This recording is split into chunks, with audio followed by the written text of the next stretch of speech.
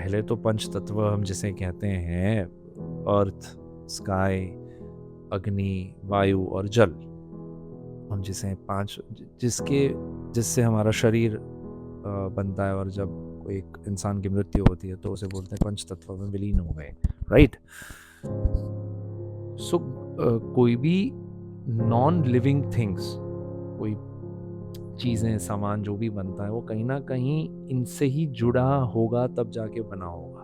तो भगवान तो ये कुदरती तो भगवान है, या फिर ज़्यादा से ज़्यादा आप मतलब ये मान सकते हैं कि माता पिता इज़ योर लिविंग गॉड, क्योंकि अल्टीमेटली तुम आए हो वहीं से, उनके थ्रू ही आए हो इस दुनिया में। तो उनसे ज़्यादा बड़ा भगवान जिनको तुम देख पाओ वो कोई नहीं हो सकता इस पृथ्वी के अंदर। बाकी सब कल्पना है, काल्पनिक है।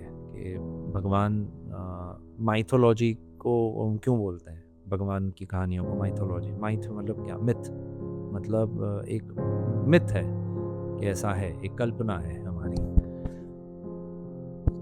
तो अब ये अगर ज़्यादा से ज़्यादा करना है तो माता पिता को, मतलब हालांकि मैं पर्सनली उनमें ही भगवान देखता हूँ। मैं पर्सनली अब मंदिर नहीं जाता, पहले जाता था, पर कहीं ना कहीं मुझे रियलाइज़ ऐसा हो गया कि यार अगर मैं कुछ अच्छा काम नहीं कर पा रहा हूँ तो मेरा मंदिर जाना व्यर्थ है।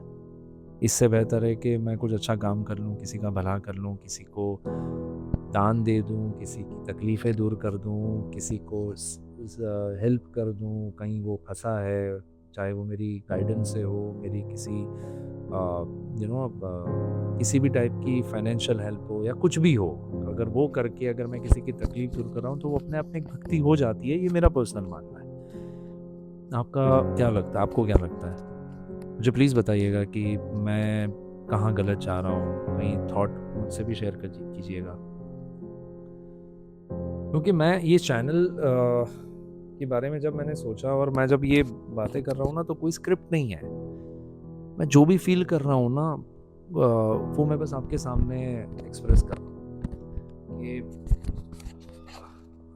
बस आप तक मैं अपने दिल की बात पहुँचाऊँ। इसीलिए मैंने आत्मा से जुड़ा हुआ ही नाम रखा है इस चैनल का, ताकि ये मेरी आत्मा जो फ़ील करती है मैं आपसे वो कर रहा हूँ। हो सकता है आप सहमत हो सकता है आप ना हो, तो वो भी एक बहुत एक्सेप्टेबल है। पर आप नो फ़िल्टर में बताइएगा।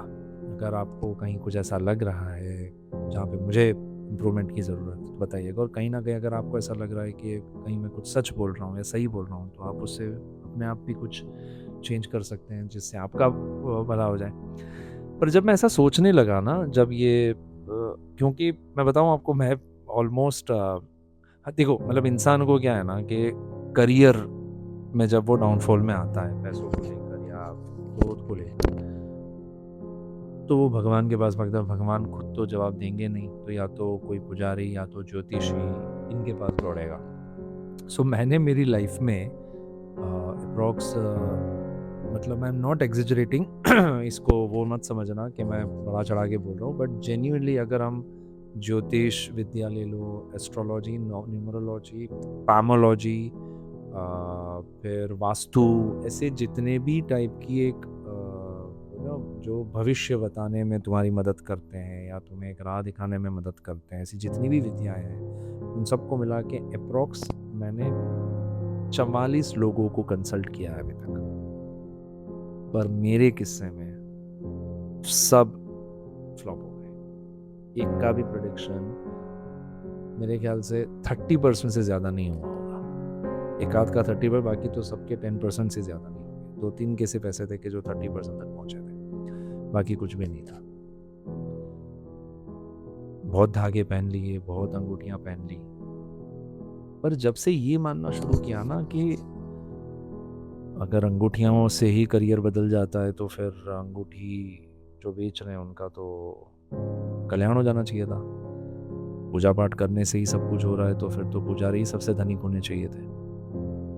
अब्रॉड में तो लक्ष्मी पूजा नहीं करते ना, मतलब बिल गेट्स थोड़ी करते हैं। सो ऐसी बहुत सारी फिलोसॉफीज जब मैं धीरे धीरे, तो ये सारी फिलोसॉफीज है ना, मैं फील करने लगा कि हाँ यार, एंड दैट इज हाउ, मतलब जैसे मुझे बोलते कि तू नास्तिक है, तो मैं बोलता हूँ पता नहीं यार, ये वर्ड किसी ने एग्नोस्टिक बोला था, किसी ने नास्तिक बोला था, पता नहीं ये क्या इसका मीनिंग होता है। पर मैं इनको ये बोलता हूँ कि मैं सिर्फ ये मानता हूँ कि आस्तिक लोग में एक बहुत बड़ा वर्ग है जो ये मानता है कि उनका धर्म ही सच्चा है और अच्छा है। अगर मैं नास्तिक हूँ या अगर एग्नोस्टिक टाइप का बंदा हूँ जो डिबेट में पढ़ना ही नहीं चाह रहा है कि ईश्वर है भी या नहीं है, तो भी बहुत अच्छा, नहीं है तो भी कोई फर्क नहीं पड़ता है। वैसे अगर मैं इस टाइप का हूँ तो भी मैं यही कहूँगा कि मतलब ईश्वर क्यों भेदभाव करेगा। हालांकि एक कम्युनिटी चलाने के लिए दो लोगों का होना ज़रूरी होता है, दो से चार, चार से आठ ऐसे मल्टीप्लाई होते हैं। तो शायद ये पृथ्वी जब बनाई होगी तो ईश्वर ने जानबूझकर हमारे मन में एक धर्म डाले होंगे, क्रूरताएं फैलाई होंगी, क्योंकि कहीं ना कहीं मैं ये भी मान रहा हूँ कि अगर घिनौने कृत्य जो हो रहे हैं, चाहे वो किसी का रेप हो या चाहे किसी का खून करना हो या जानबूझ के किया हुआ कोई गुनाह हो, कहीं ना कहीं वो भी तो ईश्वर की मर्जी से ही होते होंगे ना, वो भी तो डेस्टाइन ही होंगे ना। क्योंकि आप खुद सोचो ना कि मतलब उसने क्या बिगाड़ा हो। मतलब अगर आप किसी आईसीयू में जाके देखोगे तो एक छोटा सा बच्चा 5 साल का या 5 महीने का बेचारा जिंदगी और मौत के बीच में लड़ रहा है, जूझ रहा है। अब उसके कौन से ऐसे कर्म होंगे कि उसको ये सज़ा मिल रही है। नो आइडिया, कैलकुलेशंस हमें समझ ही नहीं आएंगे, कभी नहीं आएंगे, हम कितनी भी कोशिश कर लें पर वो कभी हम पहुंच ही नहीं पाएंगे वो कैलकुलेशंस तक। सो ऐसी बहुत सारी थॉट्स मेरे दिमाग में चलती रहती है। सो अब फॉर्चुनेटली या अनफॉर्चुनेटली मेरे पास इनफ टाइम होता है कि क्योंकि मैं अकेला रहता हूँ तो मैं फैमिली से दूर रहता हूँ, तो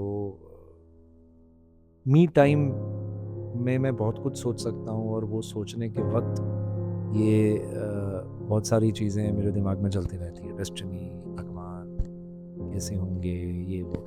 हालांकि मुझे कोई बहुत सारे पजल सॉल्व नहीं करना है, मुझे कुछ डेस्परेटली जानना नहीं है या कुछ देख के नहीं जाना, मुझे सिर्फ अच्छे से जीना है। और अच्छे से जीने के लिए जब मैंने ये बिलीव्स हटा दी ना थोड़ी, ये अंगूठियाँ और धागे और पूजा पाठ या ये सब, क्योंकि मैंने यज्ञ, पूजाएं, बाधाएं हटाने के लिए, कोई बोले काल सर्प योग है इसकी पूजा करो, किसी ने कहा पितृदोष है उसकी पूजा करो, तो सब कर लिया। मतलब मैंने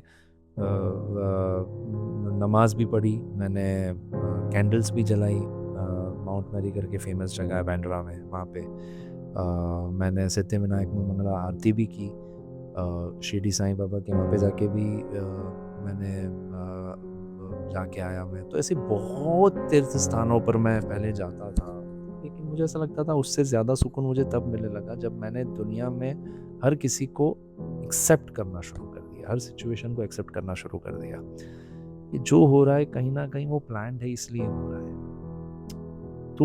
तुम्हारे अंदर की फायर मत खराब करो, कर लो, बेस्ट कर लो, अपना बेस्ट दे दो, लेकिन उसके बाद मिला बहुत अच्छा, मतलब मिला तो कृपा, नहीं मिला तो उनकी मर्जी, ये मान के फिर हम बदल सकते हैं।